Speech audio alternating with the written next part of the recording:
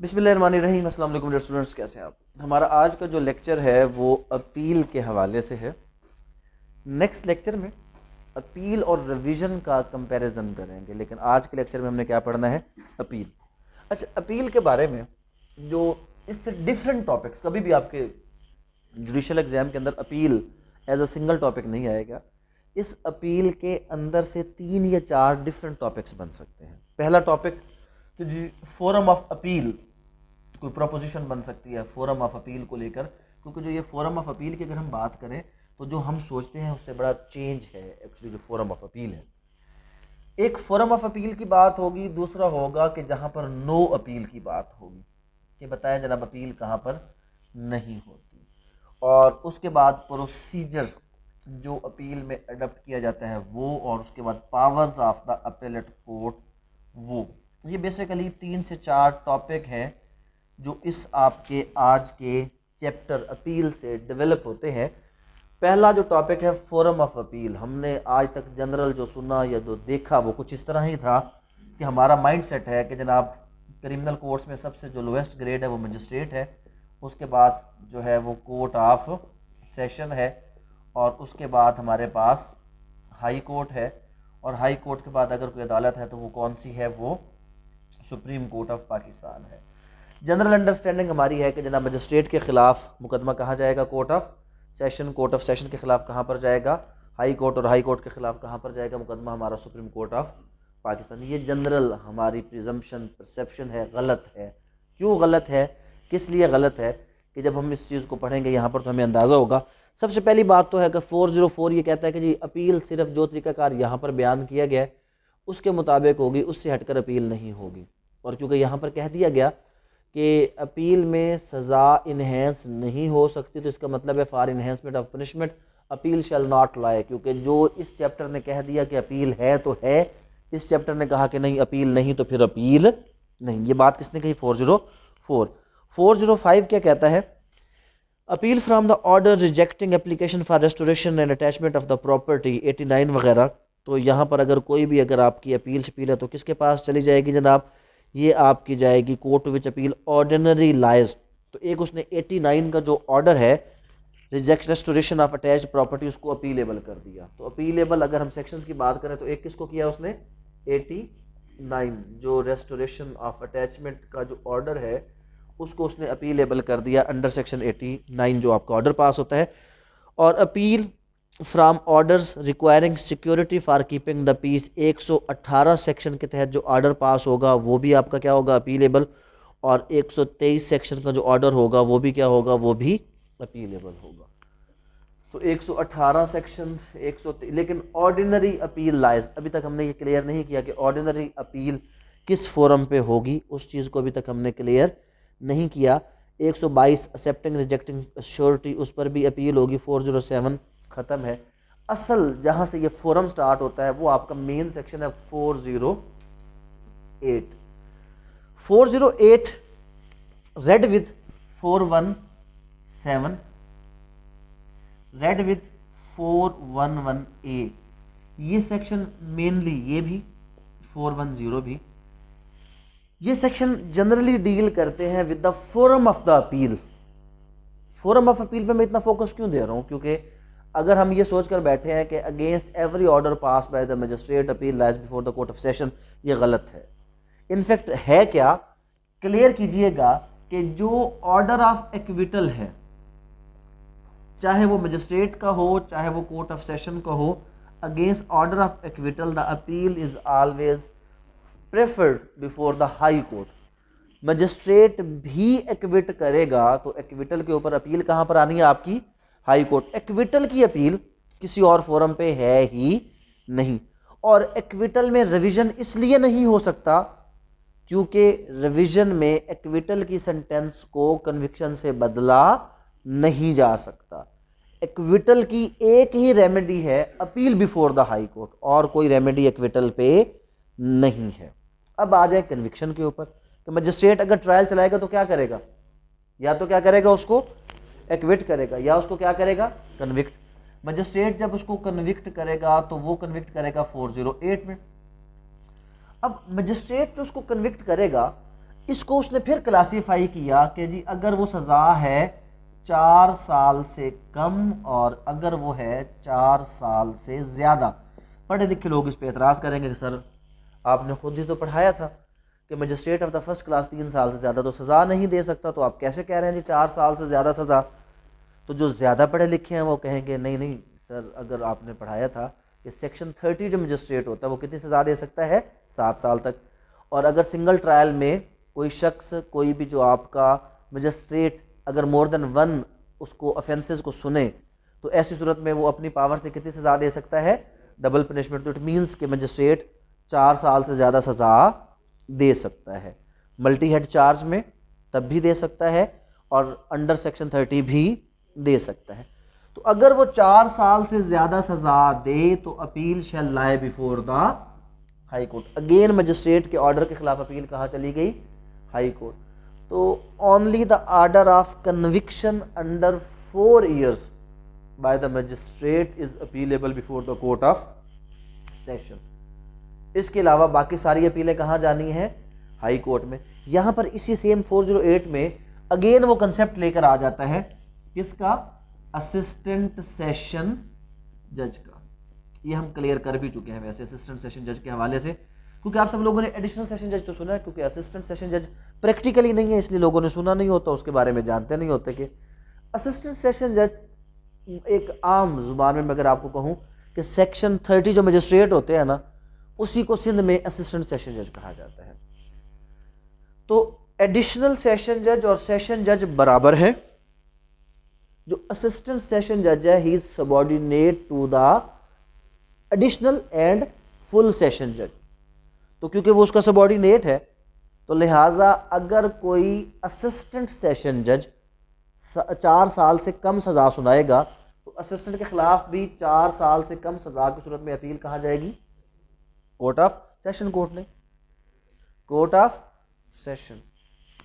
आज के बाद किसी ने सेशन जज कहा, किसी ने कोर्ट ऑफ सेशन कहा, फ़ौरन एक डब्बा उससे तुमने टी बैग का मंगवाना, अभी इनकी चाय इनके सर पे डालते हैं, मसला ही कोई नहीं है, तो काम सौखा हो गया है, मुश्किल कर रहे थे।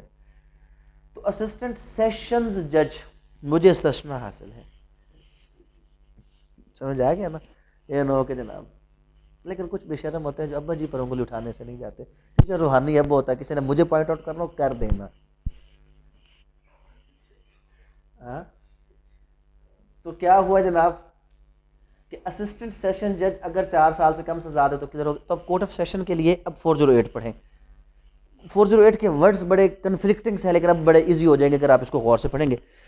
Any person convicted on a trial held by an assistant session जज, held by an assistant session जज are any magistrate, special magistrate और any person sentenced upon sentence क्या है कि जनाब, person sentenced under section 349 may appeal to the court of session, may appeal to the court of session provided as follow: when in any case an assistant session judge passes any sentence for imprisonment for a term exceeding 4 years, the appeal of all or any of the accused convicted at such trial shall lie to the high court.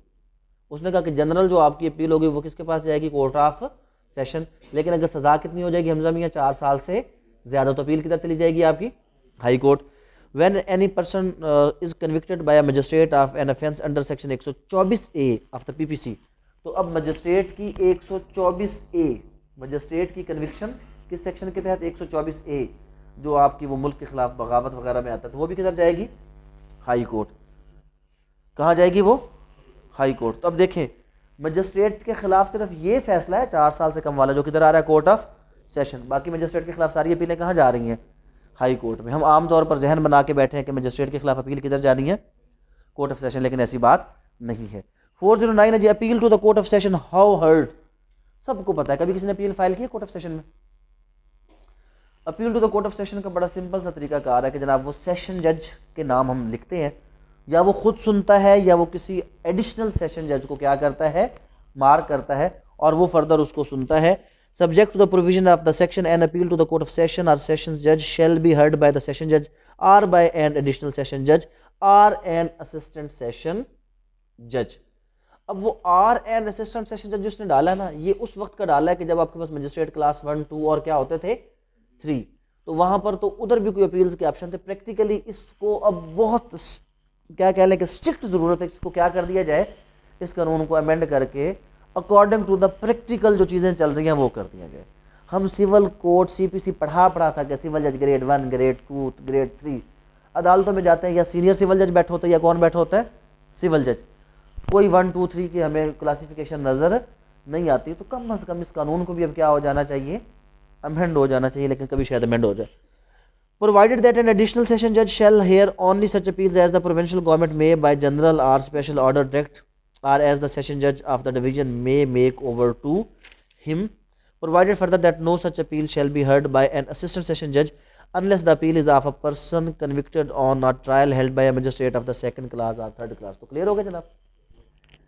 अब मुझे ये बताएं कि ये जो appeal सुनता है ये उस वक्त सुनता है कि अगर मजिस्ट्रेट कौन सा सुनाए, सेकंड और थर्ड। क्या अब कोई सेकंड और थर्ड मजिस्ट्रेट है, कोई असिस्टेंट सेशन जज है, कोई तो बोझ थोड़ा सा हल्का करके ला को भी क्या करें थोड़ा सा अमेंड। पर पेपर के लिए आज भी यही है, पेपर के लिए आपने अभी भी क्या लिखना है कि अगर सजा दी हो मजिस्ट्रेट सेकंड थर्ड ने तो उसकी अपील कहाँ पर आएगी, असिस्टेंट सेशन जज के पास। और अगर असिस्टेंट सेशन जज सजा दे 4 साल से कम तो अपील सेशन जज, और अगर 4 साल से ज़्यादा तो अपील किसी के पास जाएगी, आपकी हाई कोर्ट के पास जाएगी।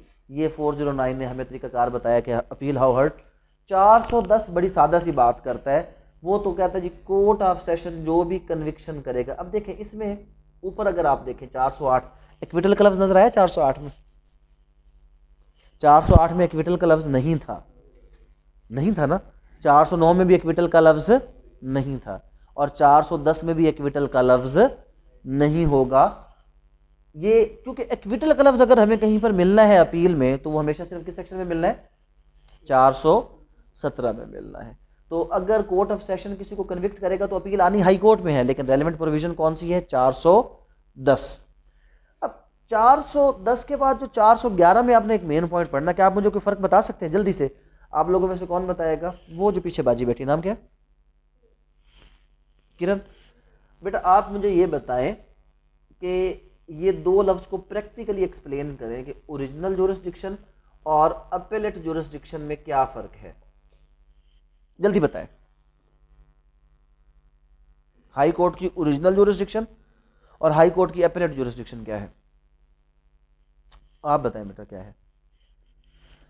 हाई कोर्ट की ओरिजिनल जुरिस्डिक्शन और अपेलेट जुरिस्डिक्शन क्या है?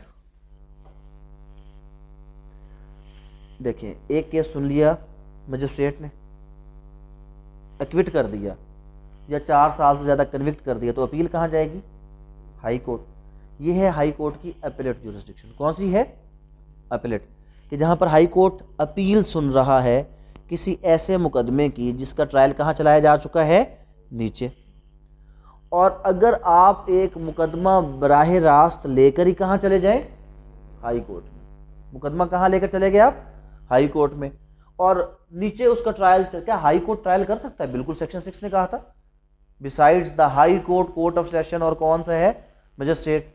और सेक्शन 526 कहता है कि आप जब दरख्वास्त देते हैं हाई कोर्ट को ट्रांसफ़र ऑफ क्रिमिनल केस की, तो वो अपने पास मंगवा सकता है कि जी मैं खुद ट्रायल करूँगा। तो हाई कोर्ट ओरिजिनल जुरिस्डिक्शन, तो ट्रायल का मतलब है कि मुकदमा चला ही कहाँ पे है, हाई कोर्ट। क्लियर हुई ये बात? नीचे से नहीं आया, डायरेक्ट मुकदमा कहाँ चला है, हाई कोर्ट में। अब अगर ऐसे मामले में आप उसको अगली अपील भेजो सुप्रीम कोर्ट, तो उस पहले वाले बंदों को तो यहाँ पे आपने प्रोविंस में अपील का हक दिया था। इसके बारे में क्या हुआ, तो ऐसी सूरत में 411A कहता है कि अगर हाई कोर्ट कोई मुकदमा सुने अपनी ओरिजिनल जुरिस्डिक्शन में, अगर हाई कोर्ट क्या करे, कोई मुकदमा सुने अपनी किस में, ओरिजिनल जुरिस्डिक्शन में, अगर हाई कोर्ट कोई मुकदमा सुनता है तो ऐसी सूरत में क्या हो सकता है, ऐसी सूरत में उसकी जो पहली अपील है वो हाई कोर्ट में ही होगी, जिसको ICA इंट्रा कोर्ट अपील कहते हैं। तो हाई कोर्ट के खिलाफ हाई कोर्ट में अपील कब होती है, अगर हाई कोर्ट ओरिजिनल जुरिस्डिक्शन में कोई मुकदमा सुनेगा तो उसके खिलाफ जो अपील होगी वो कहाँ पर जाएगी, वो हाई कोर्ट के अंदर ही जाएगी, जिसको इंट्रा कोर्ट अपील कहा जाता है। यहाँ पर अगर आप इसको आगे लेकर चले तो 410 क्या है कि any person convicted on a trial held by session जज आर एन एडिशनल सेशन जज मे appeal to the high court. लेकिन किसकी अपील है 410 में, सिर्फ conviction. 411A appeal from sentence of high court, except in the case of which an appeal lies to the Supreme Court under Article 185 of the Constitution. Any person convicted on a trial held by the High Court, trial किसने किया? High Court ने, in the exercise of its original jurisdiction, may, notwithstanding anything contained in section 418 or section 423 subsection 2 or in the letter patent of the High Court, appeal to the High Court against the conviction on any ground of appeal which involves a matter of law only, or with the leave of appellate court, or upon the certificate of the judge who tried the case that it is fit case for appeal against the conviction on any ground of appeal, or with the leave of the appellate court against the sentence passed unless the sentence is one fixed by law. तो 411 ने क्या कहा, 411 ए ने, कि अगर high court अपनी original criminal jurisdiction में कोई ट्रायल अगर उसकी प्रोसीडिंग करता है तो उसके खिलाफ अपील भी कहाँ होगी? हाई कोर्ट के अंदर। तो यहाँ पर हमने कौन सा पॉइंट क्लियर कर लिया कि forum of appeal. Forum of appeal क्या है कि मजिस्ट्रेट की सिर्फ एक सज़ा जो 4 साल से कम है वो कहाँ पे जाएगी? Court of session. Otherwise magistrate की 124 ए की सज़ा, मजिस्ट्रेट की 4 साल से ज़्यादा की सज़ा, मजिस्ट्रेट की एक्विटल की सज़ा, सारी बातें आएंगी। कहीं पर भी एक्विटल का लफ्ज़ नहीं आया ना। 417 खोलें सब लोग। जब आप 417 को यहीं पे क्लियर करते हुए 417 को खोलेंगे, subject to the provision of subsection 4 the provincial government may in any case direct the public prosecutor to present an appeal to the high court from an original or appellate order of acquittal pass by any court other than the high court. Other than high court जो भी अदालत सज़ा पास करेगी, जो भी अदालत equity करेगी। अच्छा, इसमें फिर थोड़ा सा है ना, original or appellate order of acquittal, तो वो एक्विटल के ऑर्डर पे अगर ऑलरेडी अपील हुई है नीचे तो फिर वो हाई कोर्ट में कैसे आई? अगर किसी के जहन में आ रहा हो तो भाई वो इस तरह है कि ओरिजिनल ऑर्डर ऑफ एक्विटल तो हो गया, कन्विक्टेड था, अपील में क्या हो गया? वो सेशन कोर्ट में उसको क्या कर दिया गया? एक्विट। तो अब ये अपीलेट ऑर्डर ऑफ क्या बन गया? एक्विटल। उसने कहा चाहे जो भी अदालत एक्विट करेगी, शर्त है कि क्या करे? एक्विट। चाहे वो ओरिजिनल ट्रायल पे करे, चाहे वो एक्विट किस पे करे? अपील पे। जब कोई एक्विट हो गया तो अपील 417 में, और करेगा कौन? Provincial government. क्यों प्रोविंशियल गवर्नमेंट करेगी? प्रोविंशियल गवर्नमेंट इसलिए करेगी कि हम जितने भी मुकदमे देखते हैं वो सरकार बनाम अल्लाह देता चलते हैं, सरकार उसकी प्रोसिक्यूशन करती है, इसलिए एक्विटल पे तकलीफ भी किसको होनी है? सरकार को। और वो अपने पब्लिक प्रोसिक्यूटर के थ्रू क्या करेगी? इसके ऊपर पहले एक मसला था, जो सरकार अपील प्रेफर करती, मेरे ख्याल में उसका टाइम था 6 महीने, आम अपील को 1 हफ्ता टाइम था, उसको अमेंड करके अभी 30 दिन कर दिया गया है, जो एक्विटल के खिलाफ आपकी अपील होती है 417। If such an order of acquittal is passed in any case instituted upon complaint and the high court are on the application made to it by the complainant in this behalf grant special leave to appeal from the order of the acquittal the complainant may present such an appeal. तो अगर वो complaint cases में भी तो equity हो सकता है कि नहीं हो सकते? लोग कंप्लेंट केस में हो सकते हैं ना। तो फिर अगर तो FIR केस था तो FIR केस में एक्विटल के खिलाफ अपील कौन करेगा? Provincial government. और कंप्लेंट केस में कंप्लेनेंट करेगा, लेकिन उसको क्या चाहिए होगी? Leave of court. लेकिन कहाँ करेगा? वो डायरेक्ट अपील आके हाई कोर्ट में वो अपील फाइल कर सकता है। A person aggrieved by the order of acquittal passed by any court other than the high court may within 30 days file an appeal against such acquittal। तो कितने दिनों में अपील होगी? 30 दिन में अपील होगी।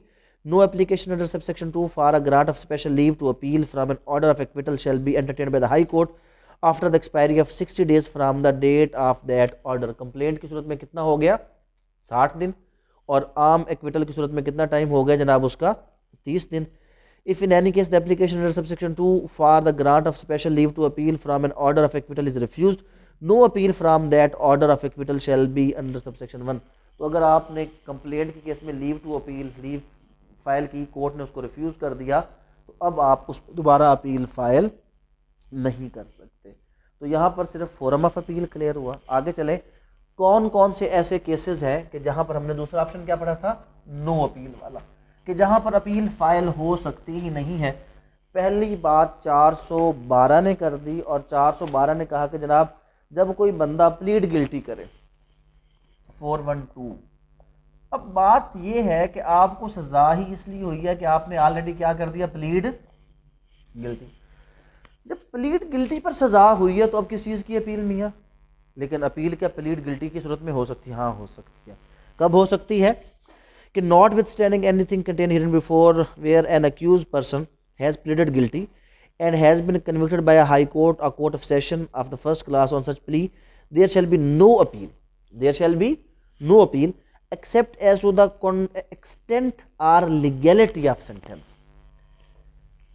प्लीड गिल्टी पे जनरली क्या होगा, जनरली नो अपील, उसके एक्सटेंट पे हो सकती है या उसकी लीगैलिटी पे हो सकती है। एक्सटेंट और लीगैलिटी का क्या मतलब है कि प्लीड गिल्टी करके उसने कहा जी मुझे सजा ज़्यादा दी है, मेरे इतना बड़ा जुर्म ही कोई नहीं था, मैंने प्लीड गिल्टी किया, हाँ जुर्म मैंने किया है, लेकिन जो जुर्म की सज़ा है उसका एक्सटेंट क्या है, ज़्यादा है, तो मुझे इतनी सज़ा मिलनी नहीं चाहिए थी।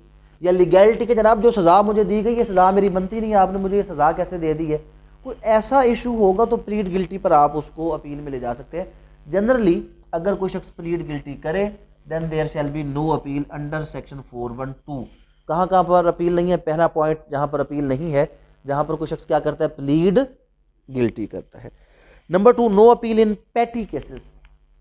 ये पैटी केसेस कौन से होते हैं, पैटी केसेस होते हैं मामूली थोड़ी सजाओं वाले। अब ये मामूली केस 413 किस किस को कहता है, 413 ये कहता है कि जनाब अगर कोई भी आपका जो हाई कोर्ट है वो 6 महीने तक की सज़ा या कोई फ़ाइन जो 200 रुपीज़ तक हो, हाई कोर्ट की 6 मंथ तक की पनिशमेंट या 200 रुपये तक का फ़ाइन, इसको क्या कहा गया, पैटी केस, अपील नहीं होगी, नंबर 1। और उसके बाद है जनाब only in which a court of session passes a sentence of imprisonment not exceeding 1 month, only or in which court of session or a magistrate of the first class passes a sentence of fine not exceeding 50 rupees।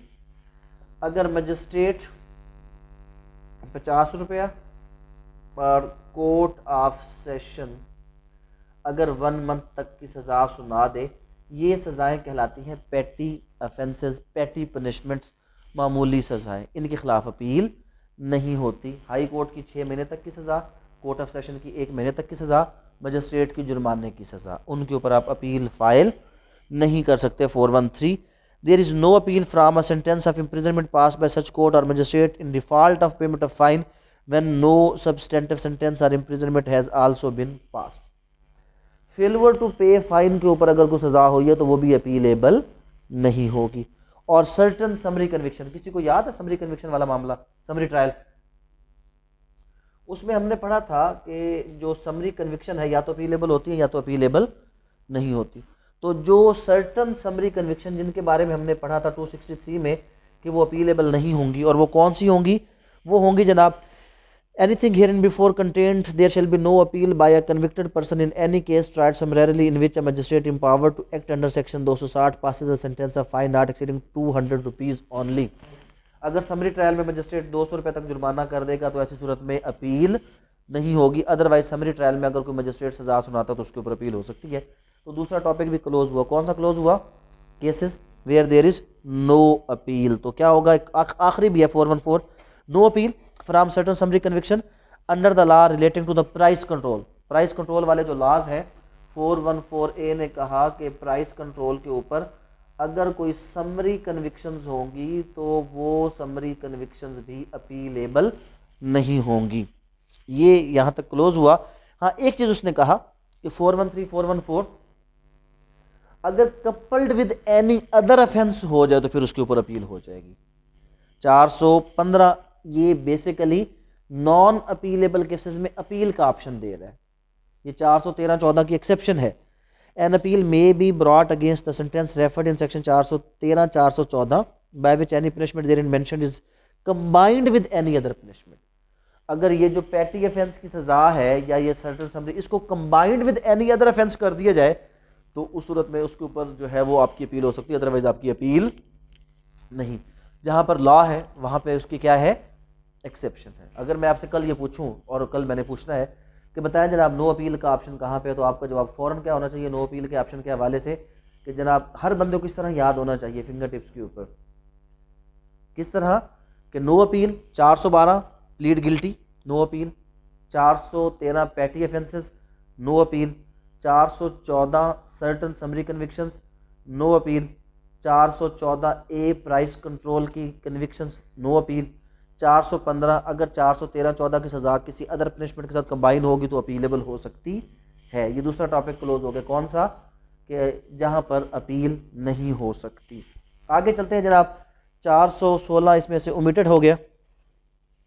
Special right of appeal in certain cases है जनाब, when more persons than one are convicted in one trial and an appellate judgment or order has been passed in respect of any such person, all or any of the persons convicted at such trial shall have the right of appeal. अगर कोई एक बंदा भी appeal करता तो वो appeal का right किस पे आ जाएगा? सबके पास आ जाएगा। अपील हम 417 में पढ़ चुके हैं। अब आगे है जनाब, appeal on what matters admissible, an appeal may lie on a matter of fact as well as matter of law. Appeal जो है वो मैटर ऑफ फैक्ट पे भी हो सकती है और मैटर ऑफ लॉ पर भी हो सकती है। अपील का प्रोसीजर क्या है? 419 से ऑनवर्ड प्रोसीजर देखते हैं कि अपील का जो प्रोसीजर होगा वो क्या होगा जनाब। वो कहता है जी कि अपील जब भी प्रेफर करेंगे ना आप लोग, तो अपील का जो प्रोसीजर है, सबसे पहले एक पिटिशन ऑफ अपील होगी। जो इसका प्रोसीजर है, appeal shell always be initiated in the form of a petition. उसकी एक पिटिशन होगी, पिटिशन ऑफ अपील, एक दरखास्त की सूरत में आप अपील फाइल करेंगे जनाब। अब इसका समरी प्रोसीजर क्या होगा, इसका तरीकाकार क्या होगा? अब अगर अपील अगेंस्ट कन्विक्शन है तो वो लाजमी तौर पे कहाँ से आएगी? जेल से आएगी, पक्की बात। हमजा कहाँ पे होगा कन्विक्शन के बाद? वो इन एवरी केस क्या अपील अगेंस्ट कन्विक्शन जेल से आएगी? तो अच्छा, और सजा हुई है, अगर किसी को सजा हो जाए तो फिर अपील कहां से आएगी? बोलो। और जिथे मेरी सुई फंसी पे ये काट दो, मैं कुछ पढ़ाया था मैंने, बेशर्मो तुम लोगों को।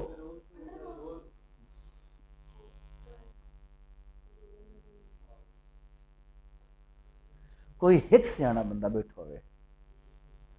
476 की सजा, 1 साल की सजा, उसमें हमने कहा था कि अगर वो शख्स इस चीज की श्योरिटी दे दे कि जनाब मैं इसकी अपील करना चाहता हूं, आप मुझसे जमानत ले लें, तो उसको जमानत पे छोड़ दिया जाएगा। और वो उस जमानत पे आफ्टर कन्विक्शन क्या करेगा? तो बेल आफ्टर कन्विक्शन हमने आज तक जब भी पढ़ा, बेल आफ्टर कन्विक्शन 426 में पढ़ा, बेल आफ्टर कन्विक्शन 426 में फ्रॉम जेल। लेकिन bail after conviction from jail से हटकर भी तो है। कौन सा सेक्शन था वो?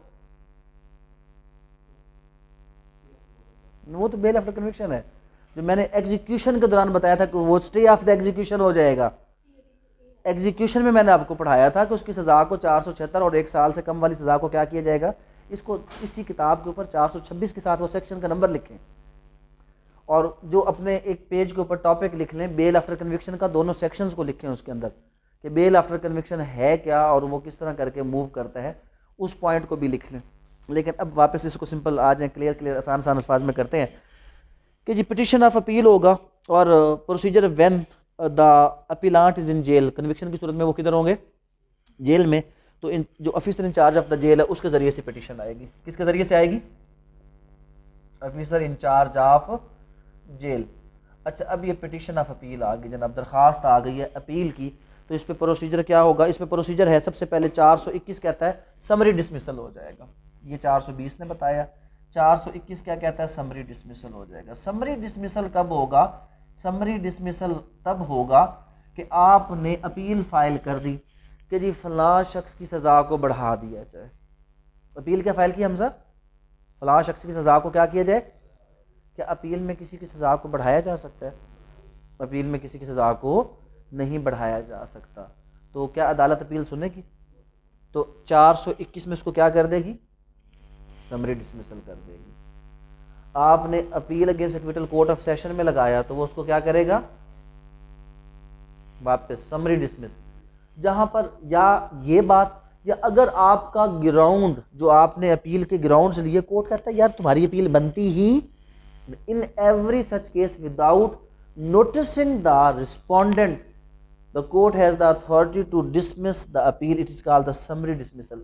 समरी डिसमिसल में नोटिस ऑफ अपील नहीं जाता, दूसरी पार्टी को इंटीमेट नहीं किया जाता। आपने अपील लेकर गए, अदालत ने आपकी अपील सुनी और कहा वापस ख़त्म, तुम्हारी अपील बनती ही नहीं है, ये है समरी डिसमिसल 421 में कि on receiving the petition and copy under section 419 और 420 the appellate court shall peruse the same and if it considers that there is no sufficient ground for the interfering it may dismiss the appeal summarily. तो 421 में appeal को क्या किया जाएगा, समरेरली dismiss. और अगर court उसको कंसीडर करना चाहता है तो फिर 422 में क्या जाएगा, नोटिस ऑफ अपील। जो भी रिस्पोंडेंट होगा उसको नोटिस ऑफ अपील जाएगा, चाहे वो अपील अगेंस्ट एक्विटल है, अपील अगेंस्ट द कन्विक्शन है, वो नोटिस ऑफ अपील उसको चला जाएगा 422 में। अच्छा, अब power of the appellate courts कौन कौन सी हैं। अब मुझे ये बताएं कि जो बंदा अपील करेगा वो जेल में होगा या जेल से बाहर भी हो सकता है। अब अपील जब हम बात करें तो अपील एक्विटल की होती है या कन्विक्शन की होती है, दोनों की होती है। अब देखें, अपील होगी जनाब, किस चीज की होगी अपील, अगर तो कन्विक्शन की सूरत में वो बंदा कहां पर होगा, जेल। या अपील किसकी होगी, एक्विटल में उस बंदे को क्या किया जाता है, आर्डर में हमने पढ़ा था क्या किया जाता है, सेट एट लिबर्टी। अपील में कन्विक्शन में जेल है या क्या है, एक्विटल में बंदा क्या है, सेट एट लिबर्टी। अगर एक्विटल की अपील आ गई, अपील किसकी आई, एक्विटल की, तो अपीलेट कोर्ट या तो उसको कहेगा चल भी काका जेल में चल, या हमें क्या दे दो तुम, बेल। कि जब तक अपील का फैसला नहीं होगा तब तक तुम जमानत दो कि तुम कहीं भागोगे, क्योंकि ऑलरेडी वो क्या हो चुका है, एक्विट हो चुका है। और अगर वो किधर हो चुका है, किधर है, कन्विक्ट, और कहां पे है, जेल। अंडर सेक्शन 426 वो फाइल करेगा बेल आफ्टर कन्विक्शन। तो कोर्ट के पास इख्तियार है कि अपील के दौरान किसी भी कन्विक्टेड पर्सन को अगर उसको लगता है कि उसकी अपील रीजनेबल ग्राउंड पर डेवलप की गई, इस्टेब्लिश की गई, तो उसको वो क्या कर सकता है, कोर्ट उसको रिलीज कर सकता है जेल से। तो जो कन्विक्शन के बाद बेल की बात करें, बेल आफ्टर कन्विक्शन की अगर हम बातें करें तो एक बेल आफ्टर कन्विक्शन ये है, और एक कल हमने पढ़ा था कि 1 ईयर से कम उसकी सज़ा हो या 476 में किसी की सज़ा हो तो वो बंदा बेल आफ्टर कन्विक्शन ले सकता है, उसको जेल में नहीं भेजा जाएगा। तो ये कंसेप्ट अपने साथ जब भी बेल का टॉपिक लिखें तो उसमें बेल आफ्टर कन्विक्शन के अंदर ये दोनों सेक्शंस आपने क्या करने हैं, मेंशन करने हैं जनाब। 423 कहता है जी the appellate court shall then send for the record of the case, वो रिकॉर्ड ऑफ द केस मंगवाएगा। If such record is not already in court after pursuing such record and hearing the appellant or his pleader, पहले वो किसको सुनेगा, appellant or his pleader को। if he appears and the public prosecutor if he appears and in case of appeal under section 411 a subsection 2 और section 417 the accused, यानी कि जो भी बंदा होगा उसको सुनेगा, अक्यूज को सुनेगा, या जो भी अपील फाइल करता है उसको क्या करेगा, वो 417 में आएगा ही कौन, एक्विटल वाला है। जो भी बंदा आया उसको सुना, सुनने के बाद if it appears to the court may it considers that there is no sufficient ground for interfering dismiss the appeal और may in appeal from an order of acquittal reverse such order and direct the further inquiry to be made, or that the accused be retried or sent for trial to the court of session or high court as the case may be, or find him guilty and pass sentence on him according to law। Appeal against कौन सा है जनाब, order of acquittal. 423 ये बताता है कि किसी court के पास ऑर्डर ऑफ एक्विटल, तो ये जो ऑर्डर ऑफ एक्विटल आया ये तो आया ही कहाँ पे होगा, डेफिनेटली हाई कोर्ट में। तो हाई कोर्ट क्या कर सकता है, इस एक्विटल पर किस चीज़ का ऑर्डर कर सकता है, रीट्रायल का। अब ये 403 के साथ मिला के पढ़ लें, क्यों मिला के पढ़ना है, हो गया रीट्रायल, पर्सन वंस एक्विटेड और convicted can not be tried. Acquittal के बाद आप क्या कर रहे हैं, ट्रायल कर रहे हैं, क्योंकि the punishment is not in force. अगर पनिशमेंट रिमेन, क्योंकि यहाँ पर ये पॉइंट लगता है कि आपकी पनिशमेंट रिमेन इन फोर्स नहीं है, लिहाजा आप उसका क्या कर सकते हैं, रीट्रायल कर सकते हैं। 403 यहाँ पे एप्लीकेबल नहीं होगा। तो एक और बात, वो पेज लगा हुआ ना आपकी किताबों में रीट्रायल वाला, उसमें कौन सा ऑप्शन लिख रहे हैं, 423, रीट्रायल के साथ 423 लिखें। और ये पेज सारे तेरे पास होने चाहिए थे, किसी और के पास नहीं है। तुम्हारे पास ये सारे पेज, जिससे मर्जी इकट्ठा करो, नहीं तो सुबह तुम देखना तुम्हारे साथ मैं करता क्या, हिटलर डिक्टेटरशिप वापस। यहाँ पर कोई वो चीज़ ला कर रखा करो जो खा के मुझे गुस्सा आए, ऐसी कोई चीज़। ज़रूरत है समी, तुमने क्लास में ही रहना, तुमने कहीं नहीं जाना, मुझे गुस्सा खुद ब खुद आ जाएगा। जैसे ऐसे तुझे देखूंगा ना मुझे वैसे गुस्सा आ जाएगा। अच्छा क्या है जनाब, इसमें अपीलेट कोर्ट की जो पावर्स हैं अंडर सेक्शन 423, अगर वो अपील अगेंस्ट क्या सुन रहा है, एक्विटल, तो उसके लिए क्या ऑर्डर कर सकता है वो, रीट्रायल का, या चाहे तो एक्विटल को रिवर्स कर दे, एक्विटल को क्या कर दे, रिवर्स कर दे, चाहे तो एक्विटल को कंफर्म करे, चाहे तो एक्विटल को रिवर्स करे, या कोई और सज़ा पास करना चाहे तो कर सकता है। रिवर्स किया जा सकता है, कंफर्म किया जा सकता है, एनी अदर पनिशमेंट जो है वो की जा सकती है। 423 में अपीलेट कोर्ट की पहली पावर। दूसरी पावर अपील फ्रॉम कन्विक्शन है। अब गौर से सुनिएगा, जो पॉइंट बार बार जिस पे मैं जोर दे रहा हूँ, पढ़ें तवज्जो से। Appeal from conviction reverse the finding, sentence and acquit or discharge the accuse or order him to be retried. तो कन्विक्शन की सूरत में भी वो क्या क्या कर सकता है जनाब, कन्विक्शन की सूरत में जो वो ऑर्डर पास कर सकता है, नंबर 1 कौन सा ऑर्डर पास कर सकता है, किसको क्या कर दिया जाए कन्विक्ट से, एक्विट। नंबर 2 कौन सा ऑर्डर, किसका क्या चला लें आप, री ट्रायल कर लें। नंबर 3 उसका क्या कर सकता है कि जो कन्विक्शन है उसके हवाले से और क्या कर सकता है, डिस्चार्ज कर सकता है। अच्छा फिर क्या कर सकता है जनाब, alter the finding maintaining the sentence, alter the finding maintaining the sentence or with or without altering the finding reduce the sentence. या क्या किया जा सकता है, क्या किया जा सकता है, reduce the sentence. Finding alter की लेकिन सेंटेंस को चेंज नहीं किया, फाइंडिंग अल्टर की, सेंटेंस को क्या किया, रिड्यूस।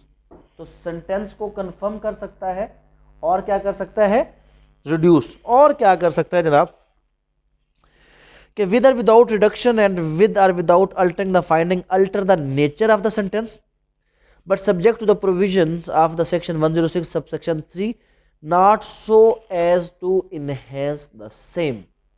अगर कोई रेस्ट्रिक्शन, यही एक सिंपल पॉइंट आता है जब भी अपीलेट कोर्ट की पावर आती है, तो इंटरव्यू में जितनी बार मैं बैठा हूँ मैंने ये सवाल तकरीबन हर बंदे से पूछा है और नॉर्मली 90% इस चीज़ को गलत करते हैं कि अपील में क्या हो सकता है, सज़ा को बढ़ाई जा सकती है, कम ज़्यादा किया जा सकता है। जी बिल्कुल कम ज़्यादा किया जा सकता है। तो इसका मतलब है कि इस एक सिंगल सवाल पे बहुत लोगों को प्रोसिक्यूशन के इंटरव्यूज़ में क्या किया गया, पर अक्सर क्या होता है कि जब ये इंटरव्यूज़ होते हैं तो जो उसका मेंबर्स वगैरह बनते हैं वो मुझसे रब्ता करते हैं कि जब हमें क्या भेज दें उसके कोई क्वेश्चंस। तो मैं स्पेशली इस किस्म के क्वेश्चंस भेजता हूँ कि ये वो है कि जहाँ पर आपने डिसाइडिंग फैक्टर रखना है कि कोई बंदा ऐसा कि जो पता नहीं इसमें कुछ है तो निकाल दिया जाए। तो ये वो क्वेश्चंस हैं कि जो ऐसे लोगों से पूछे जाते हैं जिनके इंटरव्यूज़ लेंथी होते हैं। वो इसलिए लेंथी होते हैं कि उन लोगों से क्या किया जाता है, वो देखा जाता है कि कहीं ना कहीं उनका कुछ अच्छा स्टेप होता है जिसकी वजह से उनको रखना भी चाहिए, लेकिन उनके ऊपर बड़े क्वेश्चन मार्क लगे होते हैं, तो वो उनको इंटरव्यू में अच्छा खासा प्रॉब करते हैं। तो वहाँ पे ऐसे सवाल आते हैं कि हाँ जी इंटरव्यू उसमें अपील में सज़ा कम ज़्यादा हो सकती है, जी बिल्कुल कम ज़्यादा हो सकती है। कम हो सकती है, can not enhance the sentence. Appellate court के ऊपर अगर कोई रेस्ट्रिक्शन है तो वो सिर्फ यही है कि अपीलेट कोर्ट सेंटेंस को इनहेंस नहीं कर सकता। सब कुछ कर सकता है, अपीलेट कोर्ट सेंटेंस को इनहेंस नहीं कर सकता। In an appeal from any other order alter or reverse such order, make any amendment or any consequential or incidental order to, सब कुछ कर सकता है। क्या नहीं कर सकता, इनहेंस नहीं कर सकता। Judgment of subordinate appellate court the rules contain in chapter 26 as to the judgment, कहता है जो जजमेंट का जनरल ट्रायल की जजमेंट का तरीकाकार था वही अपीलेट कोर्ट की जजमेंट का तरीकाकार होगा, वैसे ही जजमेंट यहाँ पर भी लिखी जाएगी। अब देखें, order by high court on appeal to be certified to the lower court, जो भी अपील का ऑर्डर होगा वो सर्टिफाई किया जाएगा। और 426 ने क्या कहा, suspension of sentence pending appeal, release of appellant on bail. तो ये किसका है, अगर कोई कन्विक्टेड पर्सन अपील करता है तो उसको 426 में बेल पर रिहा किया जा सकता है। और 427 क्या कहता है कि arrest of accused in appeal from acquittal. तो जो आपको ये मैंने बताया था ये कौन सा था, ये 426 और ये क्या हो गया 427। एक्विटल वाले बंदे को क्या किया जा सकता है, अरेस्ट किया जा सकता है, उससे जमानत ली जा सकती है। अपीलेट कोर्ट चाहे तो फर्दर एविडेंस खुद ले ले और चाहे तो किसी ट्रायल कोर्ट को कहे कि आप फर्दर एविडेंस लेकर हमें भेज दें। और अगर जजेस of appeal or equally divided तो ऐसी सूरत में क्या होगा, एक नए जज के पास। लेकिन अगर आपको याद हो कि जब हमने रिव्यू पढ़ा था तो रिव्यू में अगर जजेस इक्वली डिवाइड हो तो रिव्यू क्या हो जाता है, ख़त्म हो जाता है कोड ऑफ सिविल प्रोसीजर में। यहाँ पर क्या है कि अगर अपीलेट कोर्ट के जजेस आर इक्वली डिवाइडेड तो फैसला shall be laid before a third जज, और penalty of orders on appeal, there is no appeal on appeal. CPC में 2 अपीलें हैं, क्रिमिनल में कोई भी दूसरी अपील नहीं है। और अबेटमेंट ऑफ अपील्स जनाब, every appeal under section 411A और section 417 shall finally abate on the death of the accused, and every other appeal under the chapter except an appeal from a sentence of fine shall finally abate on the death of the appellant. तो कुछ appeals जो appellant की death पे और कुछ जो accuse की death पे ख़त्म होगी उनका जिक्र किया कि 431 में।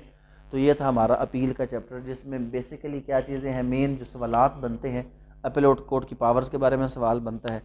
ये कुछ ऐसी चीज़ें हैं जो आमतौर पर हमारी नज़र से नहीं गुजरती, और जब हम उसको देखते हैं तो एक बार आपने कल क्या करना है, कल सिंपल ये है कि कितने सेक्शन हैं, कोई मेरे ख्याल में 25-26 सेक्शन, 2 कमिटेड है ना दरमियान में से, तो 25 के 25 सेक्शन हर बंदे को बग़ैर किसी शक शुबे के क्या होने चाहिए, याद होने चाहिए। हो सकता है मैं ऑन द स्पॉट आपसे क्या कहूँ कि लिख कर, वो रेवेन्यू का टेस्ट तो है सो है, जो डेली का है वो आपको हर हाल में विदाउट कंप्रोमाइज़ कल आना चाहिए। उसमें आपका भी कोई कंप्रोमाइज़ नहीं कि सर नया या पुराना, जो है सो